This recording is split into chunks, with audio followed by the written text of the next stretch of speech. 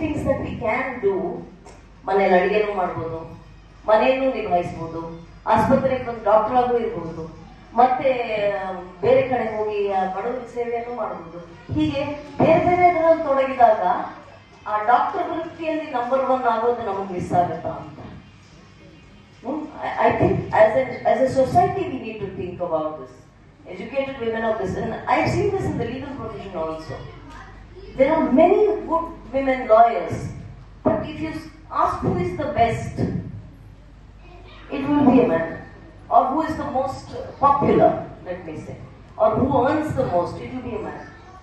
I think because ಅವ್ರು ಅದನ್ನೇ ಮಾಡ್ತಾರಲ್ಲ, ಮನೇಲೇನು ಮಾಡಲ್ವಲ್ಲ. ಮನೆಗೆ ಬಂದ್ರೆ ಕ್ರಿಕೆಟ್ ನೋಡ್ತಾರೆ ಬಿಟ್ಟರೆ ಬೇರೆ ಏನೋ ಮಾಡೋದಕ್ಕೆ ನಾನಂತೂ ನೋಡಿದ್ದೆ. ನಮ್ಮ ಯಜಮಾನ ಅಯ್ಯೋ, I feel the way Avinash concentrates on acting, if I had, then I would have been elsewhere. So this ನಮ್ಮಲ್ಲಿರುವಂತಹ ಈ ಮಲ್ಟಿಫ್ಯಾಸಿಟೆಡ್ ಎಬಿಲಿಟೀಸ್ನ ಅಥವಾ ನಮ್ಮಲ್ಲಿರುವಂತಹ ಈ ಹಲವು ಬಗೆಯ ಆಯಾಮಗಳು ನಮ್ಮನ್ನ ಡ್ರೈನ್ ಮಾಡದೆ ನೋಡ್ಕೊಳ್ಳುವಂತಹದ್ದು ನಮ್ಮ ಜವಾಬ್ದಾರಿ, ಇವತ್ತಿನ ಭಾರತೀಯ ಮಹಿಳೆಯ ಜವಾಬ್ದಾರಿ ಅಂತ ನನಗನ್ಸುತ್ತೆ.